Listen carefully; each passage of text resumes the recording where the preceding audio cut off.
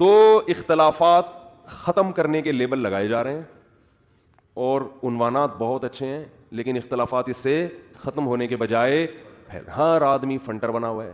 مجھ سے مسئلہ پوچھو, اچھا پھر دلائل پہ دلائل کہ بھئی قرآن و حدیث تو اللہ نے بہت آسان رکھا ہے, جو چاہے سمجھ لے.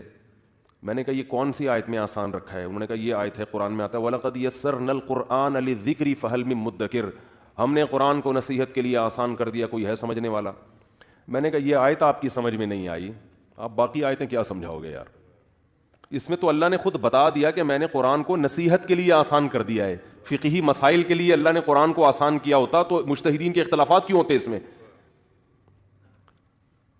مشاہدے سے بڑھ کر کوئی دلیل ہے؟ کسی کے ابا مر جائے نا تو قرآن سے وہ خود ترجمہ پڑھ کے وراثت کے مسائل لکھ کے لے آئے. کیوں لوگ علماء کے پاس آتے ہیں کہ ابا کا کتنا حصہ ہے, اماں کا کتنا حصہ ہے؟ بعض لوگ کہتے ہیں علماء کے پاس اس لیے آتے ہیں صرف گائیڈنس, رہنمائی مل جائے قرآن و سنت کی طرف. تو تفسیریں تو لکھی بھی ہیں نا, ترجمے بھی ہے, تفسیر وہاں سے پڑھ کے مسائل لکھ لو نا. نہیں لکھے جاتے, سراجی پڑھائی جاتی ہے, میراث پہ کورسز کروائے جاتے ہیں, اس کے بعد جا کے مسائل میں مہارت پیدا ہوتی ہے. ابا کو کتنا ملے گا, اماں کو کتنا ملے گا, بیٹے کو کتنا ملے گا, بیٹی کو کتنا ملے گا. براہ راست قرآن و حدیث سے وراثت, حالانکہ اتنا آسان قرآن نے بیان کیا ہے وَلَكُمْ نِصْفُ مَا تَرَكَ أَزْوَاجُكُمْ إِن لَّمْ يَكُن لَّهُنَّ وَلَدٌ, کتنا آسان ہے, پھر بھی کھوپڑی میں نہیں آتا لوگوں کی. جن کو عربی آتی ہے ان کو بھی نہیں آتا. آپ کہہ ہمیں چونکہ عربی نہیں آتی تو بھی ترجمہ پڑھ لو. آپ عربی سیکھو گے پھر بھی نہیں آئے گے وراثت کے مسائل آپ کو. یوصیکم اللہ فی اولادکم, اللہ تمہیں تمہارے بچوں کے بارے میں وصیت کرتا ہے للذکر مثل حظ الانثیین, ایک بیٹے کو 2 بیٹیوں کے برابر ملے گا. فإن كن نساء فوق اثنتين فلهن ثلث ما ترك, اگر 2 سے زیادہ اور بیٹیاں ہیں تو ان کو 2/3 ملے گا.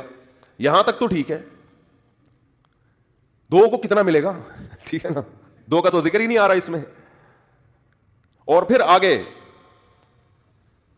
یہ پوری آیتیں اگر آپ پڑھنا شروع کریں نا, فإن كن نساء فوق اثنتين فلهن ثلث ما ترك وإن كانت واحدة فلها النصف ولأبويه لكل واحد منهما السدس إن لم يكن له ولد, اگر اولاد نہ ہو تو ہر ایک کو, ابا اماں میں سے ہر ایک کو 1/3 ملے گا. سمجھ رہے ہیں نا کتنا آسان کر کے بیان. وَلَكُمْ نِصْفُ مَا تَرَكَ أَزْوَاجُكُمْ, تمہاری بیوی مر گئی تو تمہیں آدھی ملے گی جائیداد. إِن لَّمْ يَكُن لَّهُنَّ وَلَدٌ, بشرطے کہ اس کے بچے نہ ہو. فَإِن كَانَ لَهُنَّ وَلَدٌ, اگر اس کے بچے ہیں فَلَكُمُ الرُّبُعُ, تمہیں 1/4 ملے گا.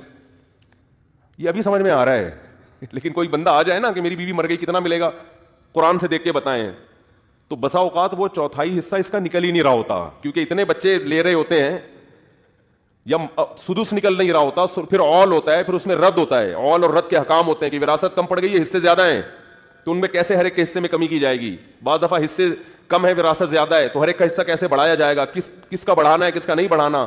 تو اتنے آسان کر کے بھی بیان کیا. لیکن آپ کسی ڈاکٹر کے پاس چلے جائیں جو MBBS ڈاکٹر ہو اور بہت بڑا ڈاکٹر ہو, آپ اس سے بولے یار آپ میں تو اللہ نے کھوپڑی بھی دی ہے تبھی تو اتنا پڑھ لیے نا آپ, اور عربی گرامر بھی آپ کو آتی ہے, اب آپ بتا دو, کہے گا بھائی یہ ججز نہیں بتاتے.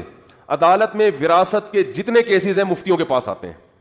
ابھی پرسوں ایک میرے پاس آیا ہوا تھا کیس کہ جج نے فتویٰ مانگا ہے, بھائی فتویٰ لے آؤ تو میں اسی کے حساب سے فیصلہ کر دوں گا. تو جج کیوں مجبور ہے فتوے پر؟ اس کو پتا ہے بھائی یہ ہماری فیلڈ نہیں ہے. تو یہ تو وہ مسائل ہیں, باقی تو اور بڑے مسائل ہیں.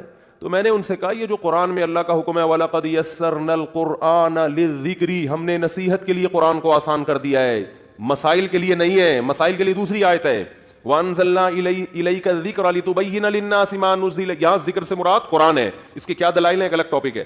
ہم نے قرآن کو نازل کیا لِتُبَيِّنَ لِلنَّاسِ, تاکہ اے نبی آپ کھول کھول کے بیان کریں. پتہ چلا حدیث کے بغیر قرآن سمجھ میں, ارے بولو نا, نہیں آئے گا. آگے اللہ نے فرمایا وَلَعَلَّهُمْ يَتَفَكَّرُونَ, پھر یہ بھی غور و فکر کریں گے. تو صرف حدیث بھی کافی نہیں ہے, یتفکرون, ان کو بھی تفکر کرنا پڑے گا. تو وہ لوگ تفکر کریں گے جو مکمل قرآن و سنت جانتے ہیں اور تفکر کی ان میں صلاحیت بھی ہے. ہر آدمی میں کھوپڑی استعمال کرنے کی صلاحیت نہیں ہوتی, اور یہ حدیث سے ثابت ہے.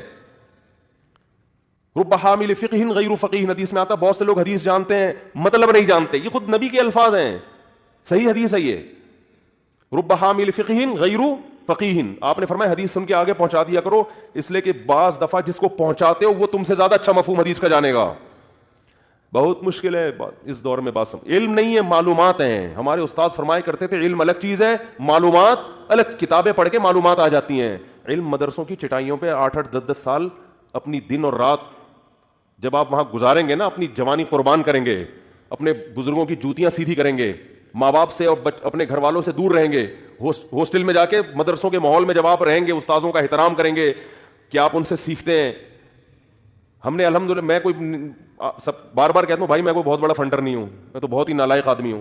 ہم جیسے نالائقوں نے 8 سال مدرسے میں بیت الخلاء اپنے ہاتھوں سے صاف کیا الحمدللہ, واش روم, حالانکہ گھر میں کبھی زندگی میں ایک دفعہ بھی نہیں کیا ہوگا. تو علم الگ چیز ہے, معلومات بولتے کیوں نہیں, علم ادب سکھاتا ہے, بڑوں کا احترام سکھاتا ہے. جب آپ کا کوئی بڑا عالم ہوگا, آپ کی رائے اس کے خلاف بھی ہوگی, آپ کہو گے یار یہ میری سوچ کی غلطی ہے, یہ مجھ سے زیادہ جانتے ہیں.